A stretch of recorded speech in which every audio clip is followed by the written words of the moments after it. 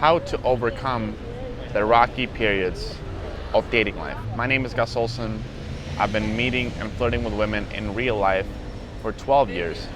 And in today's video, I want to talk about a very underrated way on how to reverse the downward momentum when that happens in your dating life. This is massive because there will always be situations where you have a downward trend in your dating life and you have a downward momentum, and no matter how good you are in terms of your communication skills with women, if you don't know how to deal with these bad periods, then it is going to mess you up and it is going to inhibit your progress in a massive way. This lesson actually came to me from one of my recent experiences with a woman and with a girl that I had a really good interaction, and we had a conversation about 10 minutes. We had a good chemistry, good connection. I really connected with this girl, and for some reason she didn't respond to the text message. So after the initial conversation, I was almost sure that we're gonna have a date, but that didn't come to fruition. And here I was, pretty frustrated, because in my mind, after that initial conversation, I was thinking, okay, this for sure is going to be a date, and it's going to be an amazing date. And now, having received no message back, I was left confused and I was left pretty disappointed.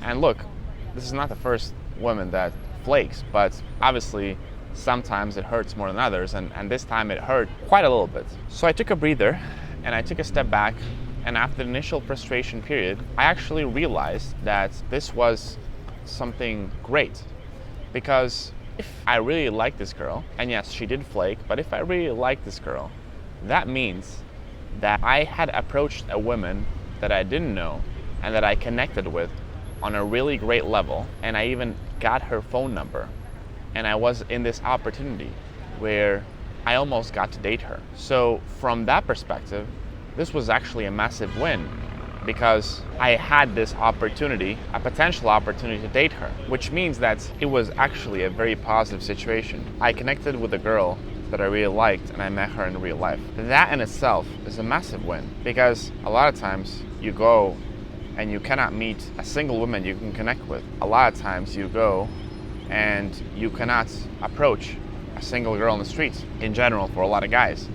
Which means that for me to be in this position, I was able to approach a girl that I didn't know. I was able to have a conversation with her. I was able to flirt with her and get her laughing. I was able to get her phone number, and I also connected with her on a pretty good level. So all these things were a massive win. And then in that moment, I realized that at every downward trend or at every low moment, there's an equal and opposite positive that you can gain from that. So this was my example. Let's say a guy that is unable to have conversations yet with a girl that he's approaching in real life. Let's say that this guy has just discovered real life approaches and has been doing this for a few months, but really is not able to do a lot. And he goes and he struggles with approach anxiety. Now, for this guy, what is the positive? Well, let's take a look at this. So yes, on one hand, it's very frustrating. You go around, you cannot talk to any girls or a lot of women, but the positive thing is that first of all, you discovered that there is something that exists that is called real life approaches, which a lot of guys never discover.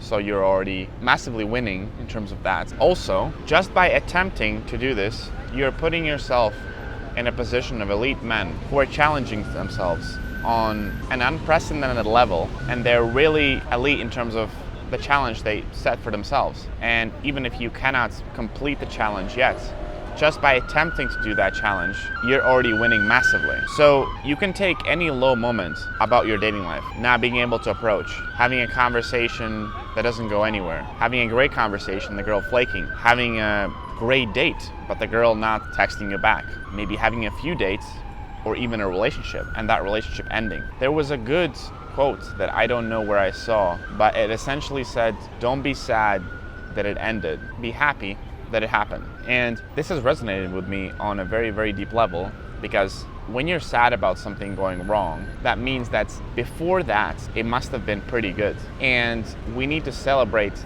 that part that was good, rather than focusing on the fact that now it's a bit bad, or maybe quite bad.